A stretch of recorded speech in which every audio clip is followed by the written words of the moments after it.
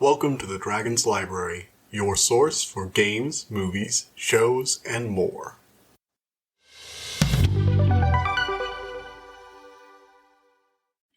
Alright everybody, welcome back. Today we're going to be doing a light recap of episodes 3, 4, and 5 of Loki.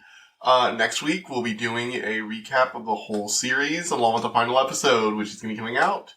So we have a lot to talk about today, so let's get straight to it. Alright, so for those of you who aren't interested in spoilers, please watch up to episode 5. If you have not watched up to episode 5, do not watch this unless you want to be spoiled. Okay? Okay.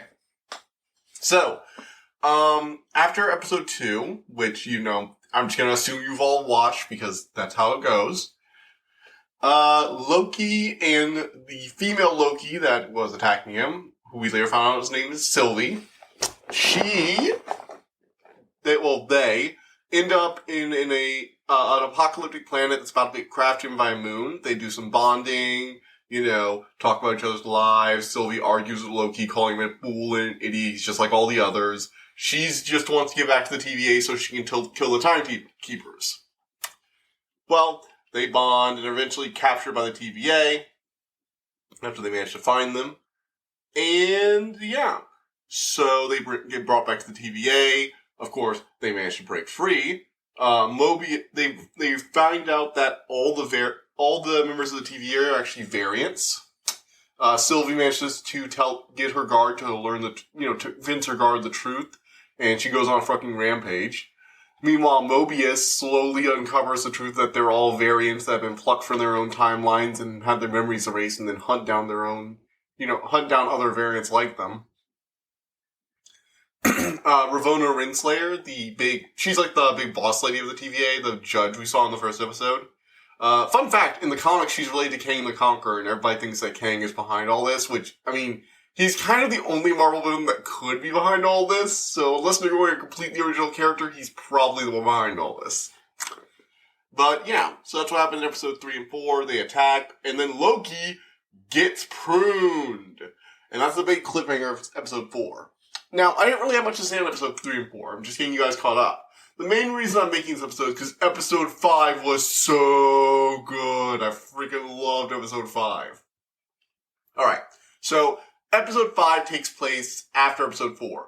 They discovered the timekeepers were actually robots. They're fakes. Ravonna Renslayer, Loki, and Sylvie were the only ones who saw it.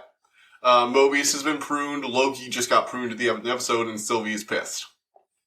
So, that episode ends, and Loki wakes up somewhere else. At the end of time, standing over him is a Loki with a hammer, a kid Loki holding an alligator Loki, and a classic comic book Loki, all standing over him saying, "It's time to go. We have to run now."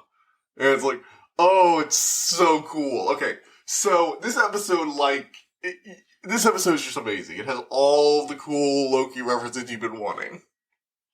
So what happens is, while Sylvie starts trying to make a deal with Ravonna Renslayer, they go through the TVA's files trying to figure out what happened. Sylvie still wants to kill whoever's responsible for all this. Ravonna ends up getting the guards to turn on her, so, she tries to capture her. It's cooperate with me, we can get this. We can take down whoever's responsible. You just cooperate, and Sylvie's I'm not cooperating with you a-holes. So she prunes herself, she hooks up with Mobius, and they go looking for an answer. Meanwhile, Loki has followed Kid Loki, Alligator Loki, Hammer Loki, and classic comic book Loki, who looks like he does in the first Store comics. With the kind of the jester outfit. Anyway, there's actually a really funny scene when they're running along. It's wait, the child is the leader? It's you shouldn't disrespect him. It's oh yeah? What was your next event? I killed Thor. It's oh, okay. So he's a badass. Oh, I love that. I actually really like Kid Loki from the comics. The big Kid Loki being the main hero was one of the only things I've ever read from the comics. So, I'm really happy to see references to that. So yeah. There's also, again, an alligator Loki, which is just amazing. And yeah. So, basically what was really cool about this episode is that we basically get to see, like, all the Lokis making all the same mistakes our Loki has always been making. And he's just kind of staring at society like, is this how everyone else sees me? So basically, the kid Loki and them take him to the little hideout. They tell him that, hey, there's this giant cloud monster. It's a guard dog. Eats everything that comes here. You survive by hiding and running. Yeah, we've all heard the glorious purpose thing. We all needed to get back to something. We all tried. It didn't work. So just shut up and survive. That's what we Lokis do. Anyway, the Hammer Loki ends up betraying him to another group of Lokis so they could steal all their supplies in exchange for becoming king. But Hammer Loki forgot that he's making a deal with Lokis. So you know the big President Loki scene from the trailers with like the guards, and it's like, what did you expect? And they all turn on him. Yeah, that's the Loki they betrayed to. So, okay, this seems hilarious. And so what happens is, okay, we're getting into spoilers here. We're past the spoiler mark. I need to get back on track. 1 second. Before we get back to that, basic quality of this show so far. Great quality. Love it. They made the clown monster actually work. One of the big things that you might have noticed with superhero movies is that they always try to turn like those big, cool cosmic threats with the weird sci-fi outfits into just giant clouds. They did it with Parallax, they did it with Galactus, and it's just like really dumb. But Loki kind of makes it work, partially because whatever's attacking them, I don't believe is from the comics, or at least not well known from the comics. And they make it a very threatening cloud monster. Like it has like a face, you know? It looks like almost like a giant dog made of, like a giant, like, skeletal dog made of clouds that, like, attacks and, like, sucks the life out of everything. Really cool. Love it. I like how Ramona Renslayer has gone from being, like, a devotee of the Timekeepers to realizing they're fake, and is now like, who did this? Who made me waste my whole life on this lie? But she also kind of believes in the TVA's mission, you know? She's like, but what if this is still a good thing? What if we still need to do this? I must find them.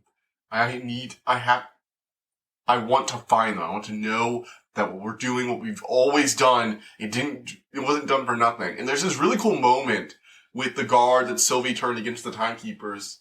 She's in the cell and she's like asking her, what do you know? What was she going to do? It's like, she's going to kill the Timekeepers. She did. They turned out to be fakes. So she's going to kill whoever's responsible. You won't find her first. You only want this. She needs this. And I love that. That scene was really good. So that whole thing, great, really good acting, really good plot twist. I love where they're going with this. The whole, at the end of time, they're really taking their rules with time travel. Like, the TVA can only detect Nexus events in stable parts of the timeline, and they can only detect it when a Nexus event will actually change something drastically in the long run, to its logical extreme, and I think it's really cool. So, yeah. Anyway, as for everything else, it's good, it's fine. I mean, it's more Loki. More Loki is great. I really like the journey Loki has gotten on. He really, like, by the end of the series, you see, like, in this episode in particular, you see, like, a bunch of different Lokis. And at this point, our Loki is kind of looking at them like, oh my god, is this how everybody sees me? What have I done? Like, imagine if you were able to see 1,000 copies of yourself all doing slightly different versions of the same thing you've always done. You kind of look at yourself like, is this what I look like to everyone? And you know what? Sometimes you wouldn't always like what you saw. And I get the feeling from Loki that he's really growing with it. He and Sylvie get reunited. It's all touching. They have a big moment near the end. Comic book Loki gets a big, sacrificial moment. He's like, go forward, new me, into this new horizon. It's like, make way for the new kind of thing. But he gets a big blowout. Kid Loki is a lot of fun. Alligator Loki is a lot of fun. The President Loki scene is great. Love it. Great episode. Alright, now we're going to go into full spoiler territory. So, with the Lokis come and barge into their safe house, and basically what happens is, it's a big, betrayal scene. So basically, the Hammer Loki is like, I betrayed you, my king. It's like, I made a deal with President Loki to get these armies. It's like, yeah, about that. He's like, wait, what are you doing? I'm betraying you. It's like, what did you expect? And then his army's like, about that, sir. It's like, whoa, wait, the army's turning on their... so Hammer Loki made President Loki, who had an army. So President Loki tried to portray Hammer Loki, and then the army tried to portray Loki, President Loki. And now it's just a big free-for-all. And so during that old comic book vintage Loki, Alligator Loki and Kid Loki leave because they're all disillusioned. Kid Loki, Alligator Loki, and like comic book Loki make jokes about, oh, I'm sure you have to get back to your glorious purpose. We all tried. You get the feeling that they've been here a long time, a lot longer than some of the others, and that they've seen what they were. That their glorious purpose was just to cause mischief and pain, and they're just sick of it. They're tired of being this endless punchline to the universe. And it's really sad, actually. Like, you get this feeling that old comic Loki is just, like, completely disillusioned on his life. But, one of the really cool things, though, is he gets a really good blowout scene at the end, where he decides to help Sylvie and Loki try and enchant because basically the plan ends up being that Sylvie wants to enchant the Cloud Monster, so they can use it to open a portal to whoever is actually responsible for this. Most likely Kang the Conqueror. Hopefully. I'm very interested to see where that goes. Now they succeed, but they were originally about to die, and then all of a sudden, because Kid Loki and Alligator Loki went with Mobius back to the TVA or somewhere, and old Loki, I assumed had went with them, but he didn't.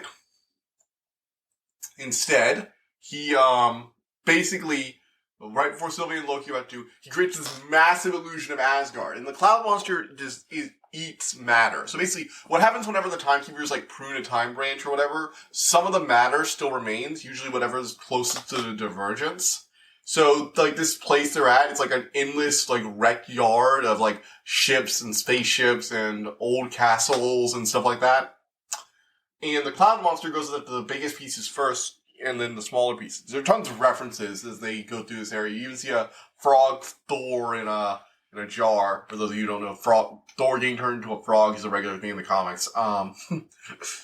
Anyway, so as a distraction to help Sylvie and the regular Loki, he creates this giant illusion because he's finally back on board, and it's like this glorious rebuilt Asgard.